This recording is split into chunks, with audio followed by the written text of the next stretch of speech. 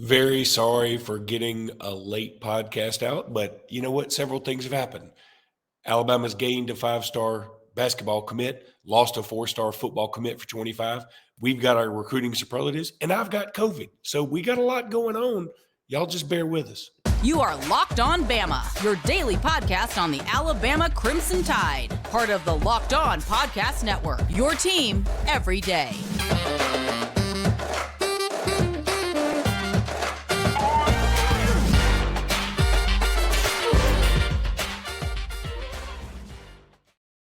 Hey, everybody, and welcome back into Locked On Bama. Luke Robinson, that's me. Jimmy Stein, that's him. This episode is brought to you by Gametime.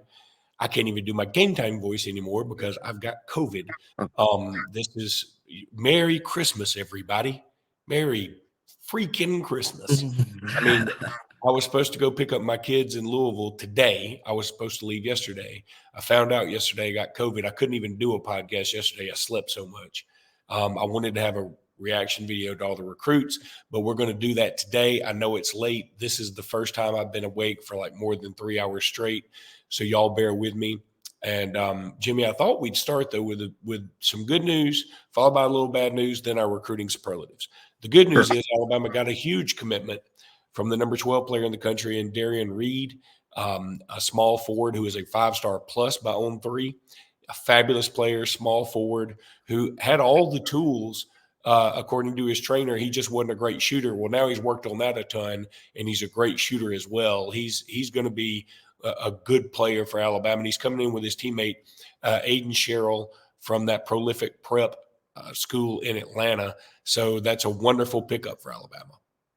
It really is. This recruiting class that Nate Oates has put together for the next recruiting group, it's the best in school history. I mean, 2 5-stars. And the third guy is a guy that when he was a younger player was the number 1 player in his class nationally. And he's the third guy. Nate Oates is recruiting at a Nick Saban level, to say the least. And it's a crazy day for those Alabama basketball fans that have always wanted Alabama to be an elite program. You're recruiting like an elite program, recruiting alongside the North Carolinas and the Kentuckys to get a Derrion Reid and Aiden Sherrill and have us in on so many other big names. So a huge day for Alabama basketball. It would just be nice if the current team would play a little better, but I think better days are ahead as far as that goes too. Yeah, and you're right about, I mean, we haven't even brought up, I don't know that we've discussed much about the Creighton loss. You know, they lost to Arizona the other night. That's when actually COVID first hit me, so I was kind of in and out. I barely remember that game at all, so I apologize. I've had COVID before. It wasn't a big deal. This time it's hit me a little harder for whatever reason. But so I'm sorry we have not gone into basketball much these last couple of days. But Alabama had a 3-game stretch that was the toughest in the country, and they went 0-3. There's no way to spin it. They were in all the games. They were in all of them. They had an opportunity in all of them. They just didn't get it done. I'm okay with it. They're 6-5. And I think all this will pay off at the end for Alabama. I really do. Now, let's talk about some of the bad news. Alabama loses Antonio Coleman. No, not the son of the Antonio Coleman that played at Auburn, but he does flip to Auburn kind of out of the blue, Jimmy. I did not expect this at all, frankly. I like him a lot. I think he's a good player. Is it catastrophic? Of course it's not. But it's I don't like the perception of it as much as anything. And also, I would like him on my football team. It's a long way to go, but this is a big pickup for Hugh Freeze and just another sign that Alabama's going to have to keep working harder. Well, no different than Alabama lost Antonio Coleman to Auburn today with that commitment. Again, for people that are unaware, Antonio Coleman, a 2025 player, a current junior at Saraland High School, but he's probably the best defensive lineman in the state in his class. It was a big deal for Alabama to get him early. Now he has flipped his commitment today from Alabama to Auburn, but just as easily as he did that, he could flip back. So it's going to be a long 12 months on seeing what Antonio Coleman's final decision is. Hasn't gone on official visits. Just a lot to be determined. So I still see this as sort of up in the air as to what will happen. But it's a good reminder to Alabama fans that, look, there's a new sheriff in town at Auburn. Me and Luke both said this when Auburn hired Hugh Freeze. Look, Alabama's had it pretty easy for a while with what's going on in Auburn. But when they hired Hugh Freeze, they hired a legit recruiter. Now that NIL is the law of the land, that's just additional jet fuel. And Alabama just is back in the position of having to beat Auburn for the best in-state players. And today is a good reminder of that. So let's see what happens with Antonio Coleman. We have a full year to go before he can make it official.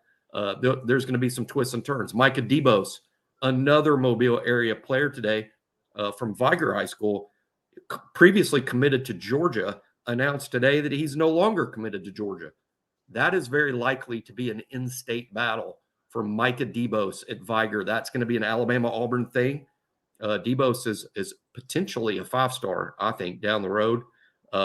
He's a big-time kid.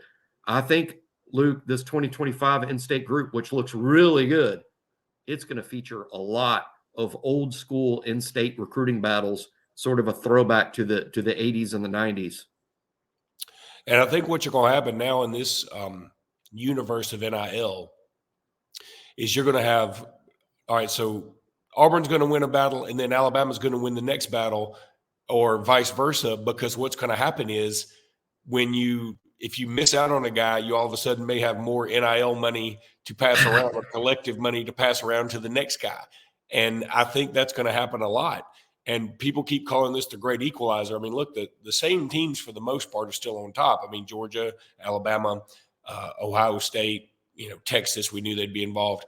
Now, Auburn's in the fray, but I would argue, honestly, Auburn's one of those teams too. I mean, they're a top 15 program all time. Auburn is one of the top 15 programs in the country all time, whether Alabama fans like to admit it or not. No, they're not top 5, they're not top 10, but they're top 15. And so I think Auburn will be in the mix. They just took a hiatus. That's exactly what they did. Alabama's taken them before, but Alabama's are more few and far between. Auburn's are a little bit more commonplace now, but in the end, they are one of the top 15 programs in the country. So don't be surprised when they win some of these battles. And Hugh Freeze, whatever you want to say about him, he can recruit. He's been knowing how to recruit. So that's going to be a thing. And you're right, this could flip back. I would love to get DeBose on this in this signing class. That's going to be a battle. There's going to be a lot of battles. So I think the kid that Auburn's got committed out of Parker is going to be a battle. If Alabama wants him, I think they'll go after him hard. So I think there could be a lot that could change between hither and yon, because let's also see how it goes next year. I mean, what if Hugh Freeze does? I mean, I look at Auburn's excuse me, I'm going to have some coughing, y'all. I'm sorry. What if Auburn – I look at Auburn's schedule, what I was going to say. I look at Auburn's schedule, and I think, hey, they could probably have a pretty good year next year. I mean, yeah, you're at Bama, at Georgia. Okay, call those 2 losses. I mean, then their other 2 road games in the league are at Kentucky, at Missouri. Tough, not unbeatable. So, and their home SEC slate is very, very easy. And their non-conference slate is very easy. So I think Auburn could have a good year. If Hugh Freeze goes 7-6 next year, let's see what happens. But for now, they're a force to be reckoned with. And I know some people don't want to admit that, but they need to. Jimmy, I want to tell everybody now about Gametime. Now, because I have COVID and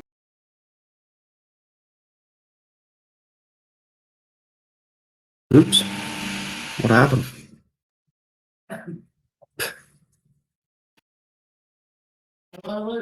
Yeah. Text me. We can edit this. are you still there? Yes, I'm here. I don't know what I did, but I did something. And, I'm going to try it. You gave COVID to your laptop. I did. I kind of don't want to change it because I think that's part of having COVID. It's a reminder to everyone how serious COVID is. Your laptop could go out just like that. Okay. Blank screen. All right. I'm going to tell everybody about Gametime, but first of all, I've got to do this. Whatever that thing is, I had to do it. So now I want to tell everybody about Gametime. Look, I've been telling y'all about Gametime for a while. I've used Gametime myself on several occasions. I got my son a World Series ticket on Gametime. I bought myself a Miami Dolphins ticket on Gametime. I got Alabama, Tennessee tickets on Game Time. You shouldn't have to worry about when you're buying tickets to your next big event. Game Time is the fast and easy way to buy tickets for all the sports, music, comedy, and theater events near you. With killer last-minute deals, all-in prices, views from your seat, and the best price guarantee, Game Time takes the guesswork out of buying tickets. I love Game Time. It's so easy. You can see the view from your seat before you buy. You know exactly what to expect when you arrive. All-in prices show your total up front, so you know you're getting a great deal without hidden fees. Take the guesswork out of buying tickets with Game Time. Download the Game Time app, create an account, and use code LOCKEDONCollege for $20 off your first purchase. Terms apply. Again, create an account and redeem code LOCKEDONCollege for $20 off. Download Game Time today. Last-minute tickets, lowest prices guaranteed. God, I'm sorry I did that, y'all. I mean, I'm telling you, I'm a little loopy. I got Dayquil. I got NyQuil. I got my sleeping pills. I got zinc. I got everything. I got everything I could possibly need that's going to knock me unconscious if the sickness doesn't do it. But the sickness has been doing it. Okay. Jimmy, you and I do this every year, our recruiting superlatives. This year, because, again, I got sick, I haven't been able to write these up, but we're going to do this probably in 2 parts. So this first podcast will be some of them, and then the next podcast we'll do be the rest of them. So we'll start off with what we always start off with, and that's the biggest get. That's Julian Sayin for me. I think Julian Sayin is easily the biggest get. I think you could certainly make a case he's the best player in this class because he plays the most important position in sports. I understand if you have Jeremiah Smith there. I think some people have Williamson Narmi there, committed to Missouri. The Missouri dude. Yeah, he's a good player. He's a really good player. Signed with Missouri, not just committed. But I really, really like Julian Sayin a lot. With Jalen Milroe coming back, I think this is a perfect scenario. Jalen Milroe comes back. Julian Sayin is the backup, a la Mac Jones and Bryce Young in that 1 year that they had. And I think it's perfect. So really happy for Alabama getting Julian Sayin, the quarterback out of California. I think he's awesome. I think he's destined to be a star. Yeah, I would agree. I think the biggest get's Julian Sayin, but since Luke took that, I'll take another one. But the biggest get is Julian Sayin. Anytime you sign the number 1 quarterback in the country and he's from San Diego, California, I mean that's your biggest get, no doubt. But I'll pick somebody else just because Luke already went with Sayin, and I'm not going to pick Ryan Williams. He's committed to Alabama, but I think we should only consider guys that have signed. And Ryan is not going to sign until the late period in February, so I won't count Ryan. So with Sayin off the board and not counting Ryan Williams, I'm going to go Jalen Mbakwe, the cornerback from Birmingham. Great prospect.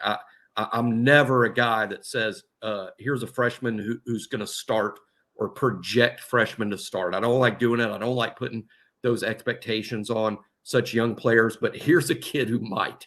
I mean, Mbakwe, I think, assuming Kool-Aid McKinstry heads to the NFL, Malachi Moore likely headed to the NFL from the star position. Terrion Arnold may or may not come back. He might be staying. He might be going. But Alabama will need a new cornerback, and he is a true freshman, but I'm telling you guys, Jalen Mbakwe will be good quickly. Super fast, great feet, great speed, but he's also surprisingly physical and with good ball skills. That's why he played so much quarterback for his high school team. So I'll go Jalen Mbakwe as Alabama's biggest get. The next category I'm going to go to, Jimmy, is most needed. And I went with Jeremiah Beeman here, the kid, the defensive lineman out of Parker that flirted with Auburn. And then he ended up sticking with Alabama, which is wonderful. And it's even more important that Alabama got him because Alabama lost Antonio Coleman today. Now, again, Antonio Coleman may flip back and all these other things, but that just makes me more confident in my pick for Jeremiah Beeman here. He's a great defensive tackle, showed out in the Alabama-Mississippi All-Star game. I think he's the kind of kid that may be able to be ready to come in and contribute as a freshman, maybe not star, but come in and contribute as a freshman. And given Alabama's slate next year, it wouldn't shock me, as difficult as it is, that Alabama needs more freshmen to come in for some depth because that schedule that's Herculean next year. So Jeremiah Beeman committing to Alabama early, sticking with Alabama despite a late push from Auburn. And the fact that he plays defensive line, which is, I mean, it's arguably my favorite position on the football field, because I think if you have a good defensive line, it can cover up a lot of warts. And so I'm a big Jeremiah Beeman fan, and I think he was our most needed recruit, and we went out and got him. Yeah, I'll go for most needed. Maybe a little bit of surprising answer. Casey Poe, the offensive guard from Lindale, Texas. I'm going to go Casey Poe because you may notice in this class, Alabama signed 3 interior offensive linemen are all in this group, which is maybe one more than normal, but it was obviously a point of emphasis were interior linemen. That is offensive linemen that can play guard or center. And Alabama signs Casey Poe. They signed William Sanders from Brookwood, along with Joseph Ionata from Jacksonville, Florida. But Poe is the best of all the 3. He's also a Texas kid. Alabama had to beat the Texas schools to land Casey Poe. He is a great prospect. I think he's one of the rare linemen who could play early. He's a legacy player, not an Alabama legacy per se, but he comes from a family of linemen. So it's in his DNA. Hardworking kid, kind of a leader, helped Alabama recruit this class quite a bit. I don't know about year 1, but I think Casey Poe is going to be a guy that's in position to maybe start in year 2 at Alabama. And because interior line was such a high priority for Alabama, signing the guy that on 3 ranks as the number 1 interior offensive line prospect in the country is really big. Yeah, I'm right there with you. Casey Poe was under consideration for that particular spot for me, but I think you can't go wrong with either one of the picks. In fact, you know, I'm looking over my list, and I haven't completed it all because I don't have all the categories down yet. But I just realized I don't have Poe or Mbakwe down for any of my categories yet, which seems a little weird because I love both of those guys a lot. I think both of them are going to be good players for the Crimson Tide. There's no doubt about it. All right, Jimmy, you know what I did this last time? I forgot to oh, man, I messed up a bunch of stuff. There are people who be really mad at me, but that's all right. I'm going to tell everybody about FanDuel here in just a second. When we come back, we're going to do a couple more categories. FanDuel, man, y'all know I love FanDuel. It's so much fun. It's so much fun, especially right now. And look, when you're trying to get away from like your family when they're all there for Christmas and you want to go do something, you want to be like, hey, I just need to have some action on some of this football. Well, you want to check out FanDuel because as the weather gets colder, the NFL offers stay hot on FanDuel. Right now, new customers get $150 in bonus bets with any winning $5 money line bet. That's $150 if your team wins.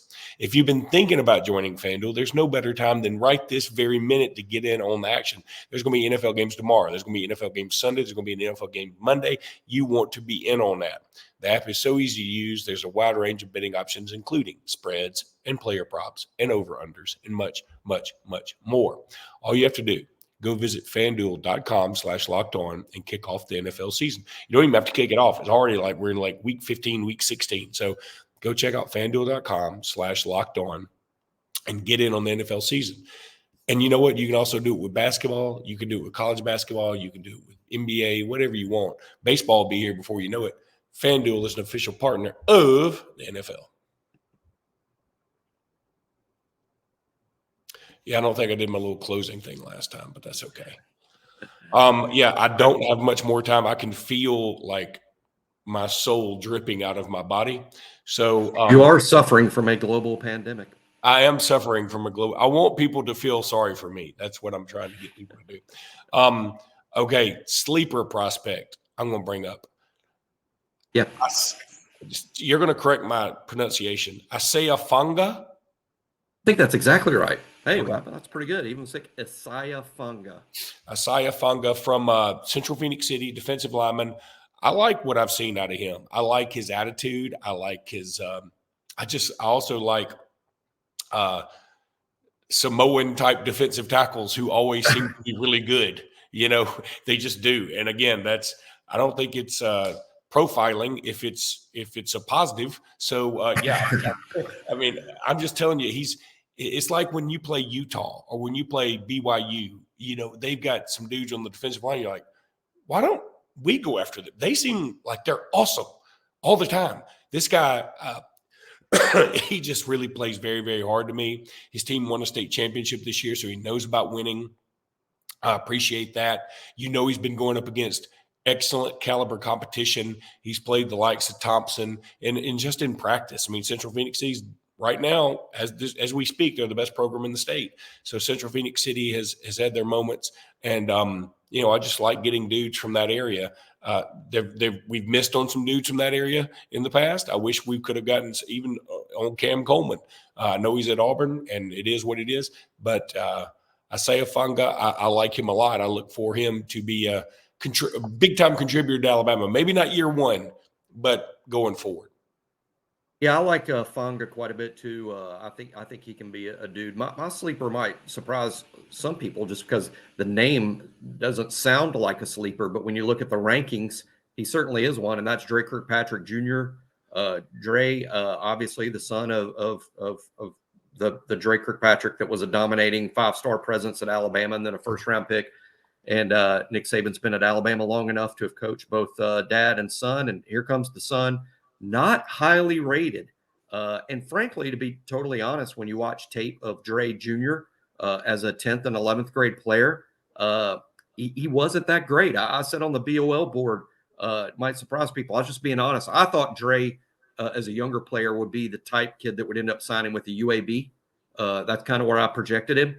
But now fast forward to his summer before senior year, comes to Alabama's camp, knocks out Alabama and the staff with his performance at camp, and you watch his senior tape, he's as good as any kid in the state. I mean, Dre Kirkpatrick has fantastic senior film. He scored 11 special teams touchdowns. That's amazing playing big-time high school football in Alabama. So Dre Kirkpatrick Jr., I think, is one of my favorites in the whole group, even though he's one of the more lower-rated guys in the class in terms of where he rates nationally. I think Dre is going to have a big career at Alabama. I do too. And I have Dre, just a spoiler alert, I have Dre in one of my categories later, but I'm not going to give it away because it's going to be in the next podcast.